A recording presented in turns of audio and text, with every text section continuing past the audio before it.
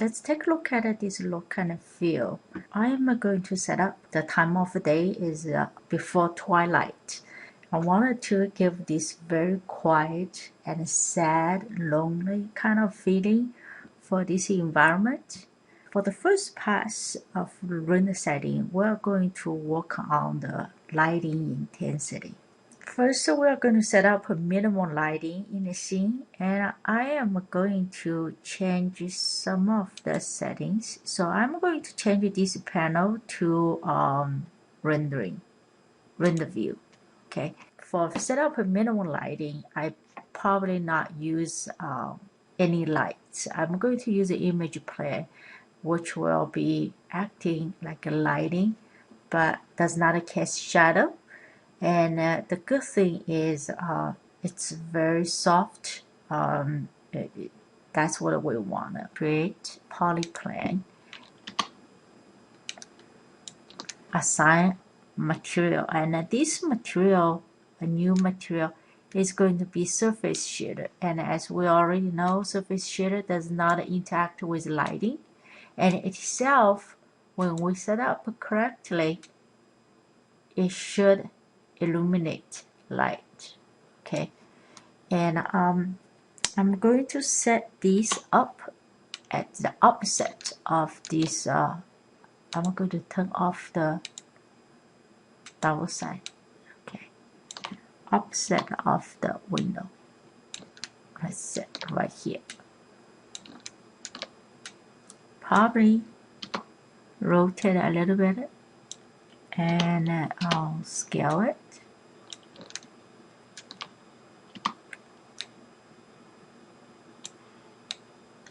And this image plane actually works with distance. The further it away, the darker the lighting will be. So I'll make sure it is set closer enough. Let's see. All right, now let's render it this time. And now we have some brightness. Okay, still not enough. So I am going to rotate this a little bit, and I'll probably increase the out color intensity more. And let's render it again. I'm going to save the render here. Let's take a look at it. This time is better. And scale it to larger. So the larger the image plane, the brighter the light could be. Okay, let's render again. Save again. Render. It looks fine right now. This lighting intensity should be good enough. The thing is, I see this hard edge, this very bright spot here. So I think this is because I have it. I wanted to turn off in this. Select this image plane, the geometry. We already know it was selected. And in the attribute add window under the polygon polyplanes shape node, find the render stats. And we will see visible in refraction, we want to turn off. Visible in refraction, we want to turn off.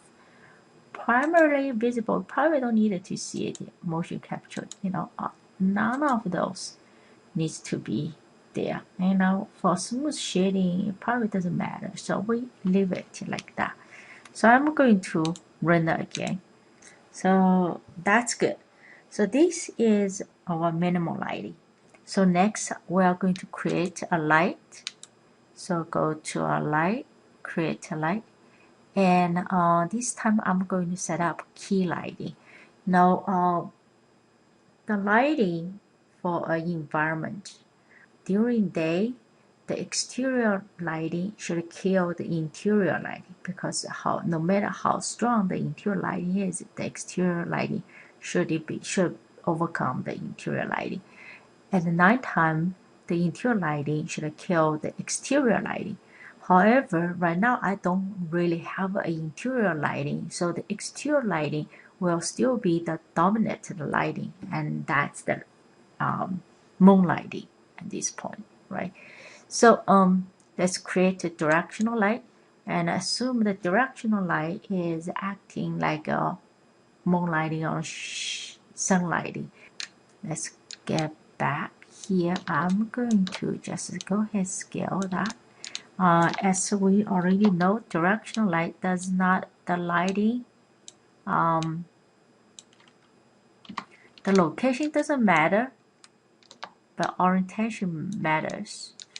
And I am still kind of, because I want to be able to see it.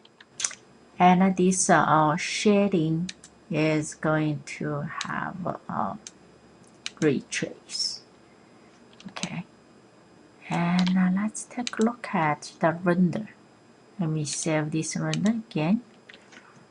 I am not quite sure what is this part. It's probably the reflection on the floor, and also the glass window does not have transparency. It blocks the lighting. Now we are going to adjust the shader to work with lighting. Okay, so now this time I'm going to come back to the floor material. The floor material is set to be a wood. I'm going to work on the specular and the reflectivity. So the floor shouldn't have much of reflect.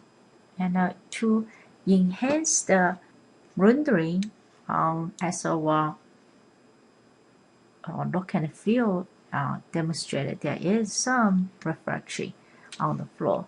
I leave a little bit here, but overall it shouldn't be very reflective environment, right? So I'm going to turn down the specular color, and this will wake the specularity. That's good enough. And the curtain itself, it could be brighter. And everything else, I would like to set up some translucency here. Maybe some lighting could get through this. Our bottle is supposed to be transparent, but we don't want it transparent all the way through, and then we don't see anything.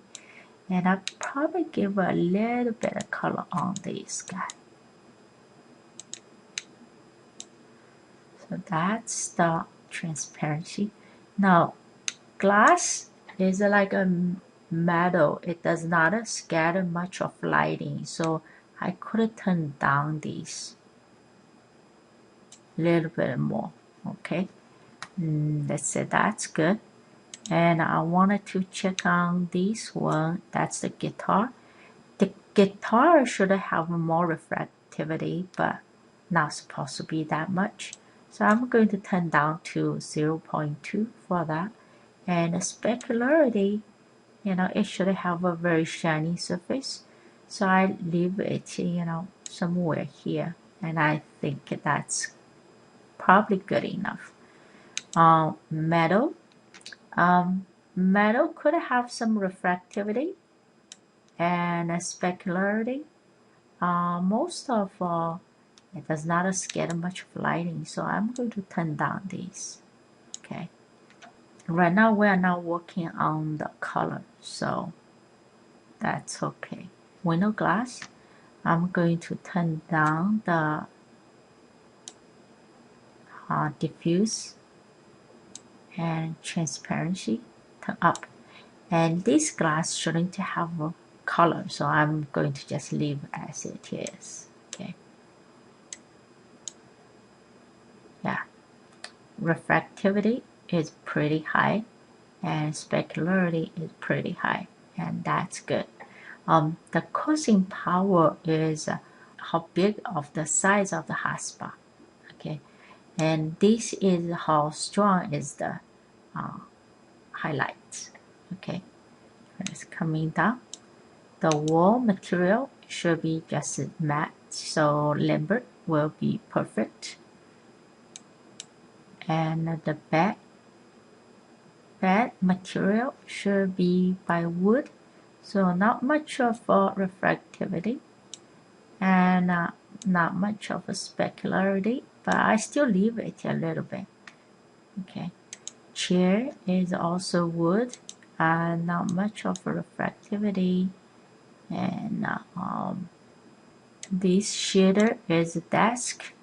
Desk is same like the chair, not much reflectivity, not much of specularity. Everything else is okay. Fabric, it's limber, which is good. Number 1, number 2, and it's a window frame. Not much reflectivity, not much specularity.